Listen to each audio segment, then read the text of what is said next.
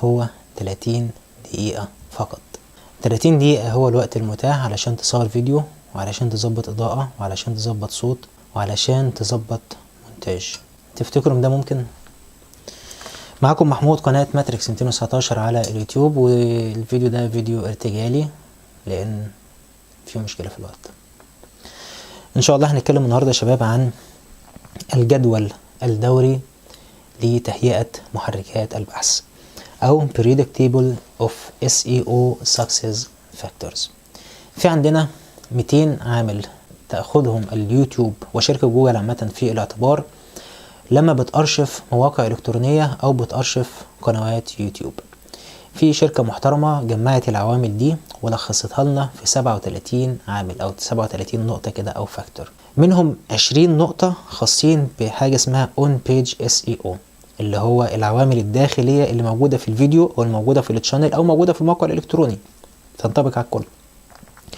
و17 عامل منهم دول خاصين ب Off Page SEO، أي مصادر ترافيك خارجية، أي مساعدات خارجية، باك لينك، توصيات، ترويج، سوشيال ميديا، دي كلها Off Page SEO. احنا عندنا 20 عامل On Page، هنتكلم منهم النهاردة على 8 عوامل فيما يخص الكواليتي.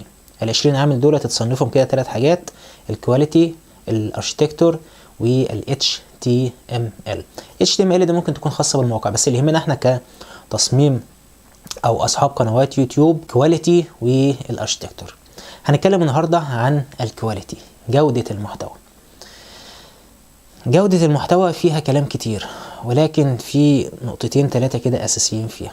الفاليو، القيمة اللي انت بتقدمها للناس. يعني مع ان الفيديو ده ممكن تكون مدته طويلة، وممكن انت يكون وقتك مضغوط، وممكن يكون جودة الفيديو مش كويسة، ممكن يكون الإضاءة مش كويسة، وممكن يكون الصوت فيه غروشة، ولكن في فاليو في المحتوى، في قيمة في المحتوى. الناس عهدت ده أو شافت ده في ماتريكس 219 فاهتمت إنها تتابع. فأول نقطة هي الفاليو أو قيمة المحتوى اللي أنت بتقدمه. أنت عندك قناة على اليوتيوب، شوف إيه القيمة اللي أنت بتضيفها للناس. هل أنت بتضيع وقتهم ولا أنت بتفيدهم فعلا بمعلومة؟ لو بتفيدهم بمعلومة فده content quality. ولو عرضت المحتوى بشكل إبداعي، في تصوير، في مونتاج، في إضاءة كويسة، في صوت كويس، في سكريبتات، في تنظيم في المحتوى، ضغطت المحتوى في مدة فيديو قليلة، ده يكون رائع. فأنت بتزود أو بتعلي أو بتضيف درجة من درجات الكواليتي للمحتوى.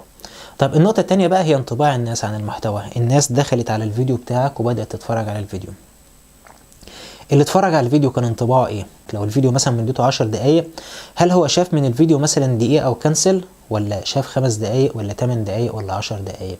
دي نقطة اساسية في محركات البحث. انت ممكن يكون عندك فيديو او محتوى ذات قيمة ممتازة جدا، وبتعمل فيه كل العوامل الخاصة بالاس اي او او عوامل النجاح الخاصة بالاس اي ومع ذلك ما بتظهرش فيه محركات البحث لسبب بسيط جدا، ان الاستهداف بالنسبة لك غلط.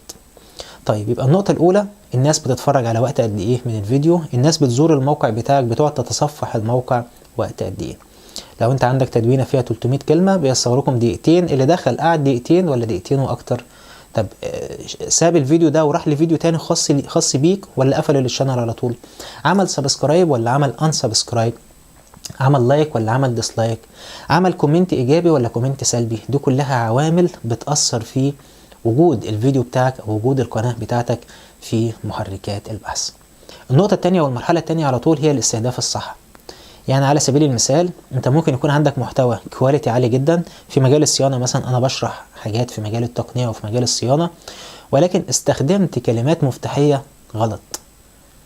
النتيجة ان اللي هيجي من محركات البحث هيشوف الفيديو ده مش هو ده اللي انا عايزه، مش هو ده اللي انا بدور عليه، فبالتالي هيسيب الفيديو ويخرج، فهيعلي من حاجه اسمها معدل الارتداد او الباونس ريت، فهيسيب الفيديو ويخرج، فده هيقلل من رصيدك في محركات البحث. فالنقطه الثانيه على طول بعد الكواليتي، انت خلصت الفيديو بتاعك، خلصت المحتوى، اعمل سيرش. واوقات ممكن بتيجي قبل النقطه الاولى كمان، يعني في ناس بتعمل الكونتنت بناء على الكي ووردز او السيرش على الكي ووردز او النيتش او الاستهداف اللي هي بتبحث عنه. النقطه الثالثه بقى اللي بعد كده، انا عملت سيرش على الكي ووردز وعندي المحتوى. المرحله اللي بعد كده ان انا اوظف الكي ووردز في المحتوى، اوظف الكلمات المفتاحيه في المحتوى. اوزعها في الانوتيشنز، اوزعها في الكاردز، اوزعها في عنوان الفيديو، اوزعها في وصف الفيديو، اوزعها في التاجز او الميتا تاجز او الكلمات الوصفيه. انا خلصت الثلاث عوامل دول. نيجي للمرحله اللي بعد كده وهي فريشنس، او ان المحتوى يكون فريش جديد. نظريه البركان ان فجاه كده في بركان خامد. احنا النهارده مثلا في مصر يعني مفيش اخبار جديده، الدنيا زي ما هي. اجى فجاه كده ظهر بركان اسمه سعر الدولار بيرفع. فده نيتش جديد. انت هتستغل ده لصالحك ولا هتستغل ده ضدك؟ لو استغلته لصالحك، فانت لو في مجال اهتماماتك او في مجال المحتوى اللي انت بتقدمه وعملت فيديو عن ده، ترند عن ده، في بدايه ما البركان بدا خالص، بدايه ما الناس بدات تبحث عن اسعار الدولار، فانت زي موقع مصر 5 تقريبا مثلا. الموقع ده هتلاقيه محتل محركات البحث في اسعار الدولار. ليه؟ لان كان عنده رؤيه، متابع الترندز، عارف الناس بتفكر في ايه، الدنيا ماشيه ازاي، بدا يركز في النيتش ده، فبدا يسيطر على النيتش ده. يا اما انك يكون ده مجالك وانت ما انتش متابع، ما انتش حريص على ان المحتوى بتاعك يكون فريش مع جوجل ترندز، مع الاحصائيات، مع الاناليتكس، مع الناس بتدور على ايه، فهتخسر متابعين لان هم اوريدي هيروحوا من المواقع التانية. ده بالاضافه ان المحتوى بتاعك يكون بشكل دوري مش متكرر.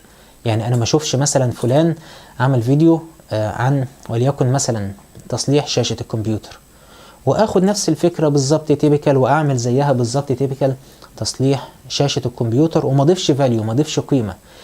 الروبوتس بتكتشف ده، محركات البحث بتكتشف ده. طيب النقطه الخامسه معانا اللي هي الفيرتيكال سيرش او البحث الرأسي. في حاجات ممكن بعضنا بيغفلها. على سبيل المثال مثلا الصور المصغره في الفيديو. انت بتعمل صوره مصغره وبتعمل الصوره المصغره لليوتيوب فقط، ما بتفكرش في حاجه غير اليوتيوب. لا، الصوره المصغره لها مجموعه عوامل كتيره. الصوره المصغره هتظهر معاك ازاي على اليوتيوب، الصوره المصغره هتظهر ازاي في محرك البحث جوجل لما حد يجي يعمل بحث عن ايمج او صوره. ممكن انا استهدف مقاس معين للثمبنيل الصور واحتل المقاس ده في جوجل، ان انا بعمل كده شغل SEO فيرتيكال. الموضوع ده ممكن يكون واضح اكتر في المقالات او التدوينات او المواقع اللي بيكون فيها اهتمام بالنيوز، الاخبار، اهتمام بالفيديو، اهتمام بالايمج او الصور. لان الناس مش بس بتدور على محتوى عادي، لا، الناس كمان بتدور على فيديو، الناس كمان بتدور على ايمج صوره، الناس بتدور على نيوز اخبار، الناس بتدور على برودكت منتج. كل دي عوامل برضو من ضمن العوامل اللي بتاثر في جوده المحتوى او الكونتنت او قيمه الكونتنت. النقطه اللي بعد كده هي دايركت انسرز، الإجابات المباشرة. هل المحتوى اللي أنت بتقدمه بيوفر إجابة على أسئلة الناس؟ أنا بروح لجوجل ليه؟ أنا بروح لجوجل عشان أعمل بحث عن معلومة أنا محتاجها، فأنا بسأل سؤال ولو حتى بشكل ضمني. المحتوى اللي أنت بتقدمه بيقدم إجابة على السؤال ده؟ طيب المحتوى اللي أنا بقدمه هو عبارة عن فيديو، طب أنا هعرف أضيف فاليو للفيديو ده إزاي ويكون فيه إجابة؟ بغض النظر بقى هو لسه المتابع لسه ما شافش الفيديو، ازاي لسه ما شافش الفيديو؟ ده احنا بنقدر نوصل له عن طريق الكيوردز، كلمات مفتاحيه، عن طريق العنوان، عن طريق الوصف. انا علشان حد يعمل شير للفيديو بتاعي بعد ما يتفرج عليه لازم الاول يتفرج على الفيديو، وعلشان يتفرج على الفيديو لازم يوصل للفيديو، وعلشان يوصل للفيديو فهيروح يعمل بحث. فبالتالي هي المنظومه كامله مرتبطه ببعضها. اخر حاجه معانا هي بيسموها كده يعني ثن معناها محتوى ضعيف، محتوى سطحي، محتوى مهلهل، محتوى ضئيل. ان تلاقي في صورة مثلا ثمبنيل ممتازة جدا، وفي كلام تكست ممتاز جدا، وفي كلمات وصفية ممتازة جدا، ولكن المحتوى نفسه لما تدخل تبص على المحتوى تلاقي حد كاتب كلمتين تكست ومفيش تعليق، فالمحتوى ضعيف. تلاقي كاتب كلمتين تكست او عارض صور ومفيش اي حاجة معاها ولا حتى موسيقى ولا اي حاجة، فالمحتوى ضعيف. كل دي عوامل بتأثر في ظهور الفيديو في محركات البحث. الجزء بتاع النهارده يا شباب احنا اتكلمنا عن الكونتنت، اتكلمنا عن الكواليتي، الريسيرش، الوردز، الفريشنس، الفيرتيكال سيرش، الدايركت انسرز، والثن. العوامل دي اساسها في الجدول الدوري لعوامل نجاح SEO للمواقع الالكترونيه، ولكن يمكن تطبيقه على اليوتيوب. طيب انت عندك قناه بقى دلوقتي، والقناه مفيش فيها مشاهدات، ما انتش قادر توصل للنتائج الاولى في محركات البحث. هتعمل ايه بناء على الكلام اللي احنا قلناه؟ قبل ما تعمل الفيديو ما تعملش الفيديو بشكل ارتجالي، ما تبقاش خايب زي كده انا بعمل الفيديو بشكل ارتجالي عشان اوصل لك انا قيمه او علشان اوصل لك معلومه. لا، اعمل فيديو بناء على الاستهداف. انت الاستهداف عندك مثلا ميك اب، مكياج بنت على سبيل المثال، انت الاستهداف عندك وليكن مثلا ميكانيكا سيارات. شوف الناس النهارده بتدور على ايه في ميكانيكا السيارات، الترند جوجل ترندز، واعمل سيرش على ده واطلع منه بالمعلومه اللي انت هتتكلم عنها، اطلع منه بالكي وورد اللي انت هتركز عليها، الكلمه المفتاحيه اللي انت هتركز عليها. يعني على سبيل المثال مثلا في مجال الموبايل في مشكله دلوقتي في اجهزه مثلا سامسونج، فده دلوقتي اللي احنا بنقول عليه يعني ظاهره البركان، ان في دلوقتي في ترند، في ناس بتدور على سامسونج، الموبايلات البطاريات بتنفجر. انت لو بتتكلم في المجال التقني يبقى لازم تركز في الموضوع ده. لو هنتكلم مثلا على الميك اب، في مواسم بيكون فيها موسم للميك اب كبيع وشراء، ممكن انت تشتغل فيه افلييت كبنت مثلا، تسويق بالعموله. لو بنتكلم في السيارات، في عربيه نزل فيها عيب او في عربيه جديده نزلت الناس بتتكلم عنها، ده كله احنا بنتكلم عليه على انه ترند. فخليك حريص دايما على ان الفيديوهات اللي انت بتعملها او المحتوى اللي انت بتكتبه سواء في موقع الكتروني او سواء في يوتيوب، ان انت اول مرحله بالنسبه لك هي مرحله ترندنج، انك تعمل سيرش الناس عايزه ايه، الناس بتدور على ايه، هل انا في امكانياتي او في استطاعتي ان انا اعمل المحتوى ده ولا لا. في امكانياتك ابدا على طول في التنفيذ. طب علشان ابدا في التنفيذ فانا هعمل محتوى هركز على الكواليتي، ان المحتوى يكون بيقدم قيمه، بيقدم فاليو، مش قص ولزق، مش باخد معلومه من هنا واقوم حاططها على طول. الناس بتحب الابداع، بتحب الجديد. اكتر فيديوهات ممكن بتلاقوها منتشره على اليوتيوب وبتحقق نسبه مشاهدات عاليه ممكن ما يكونش فيها صوت، هي موسيقى بس، الحاجات هاند ميد، لحاجات خدع، تريكات، هاكات في الحياه او لايف هاكس زي ما بيقولوا. دي كلها حاجات بتعمل ترندنج. الحاجات الناس بتحب الكلام ده لان في ابداع، الناس بتحب الكلام ده لان في رؤيه جديده. حلقه النهارده هي كانت ميكس كده ما بين الاس اي او وما بين اليوتيوب. اتمنى اكون افدتكم معلومه، وبعتذر ان مفيش مونتاج، ولكن الوقت كان بالنسبه لي ليميت، انا مسموح لي ب 30 دقيقه بس ان انا اصور فيها الفيديو. يلا معانا ان شاء الله في الفيديو الجاي، ومش هفكرك يا ريت تقدم لي الدعم علشان افضل مستمر معاكم بنفس التلقائيه اللي انا بشتغل بيها. مش بركز كتير في المونتاج، مش بركز كتير في تفاصيل كتير، ولكن تركيزي الاكتر ان انا اقدم لك فاليو وان انا افيدك بمعلومه. وبعتذر لو يعني الوقت بيطول، ولكن ده بيكون غصب عني. بعدنا ان شاء الله في الفيديو الجاي. كل سنه وانتم طيبين.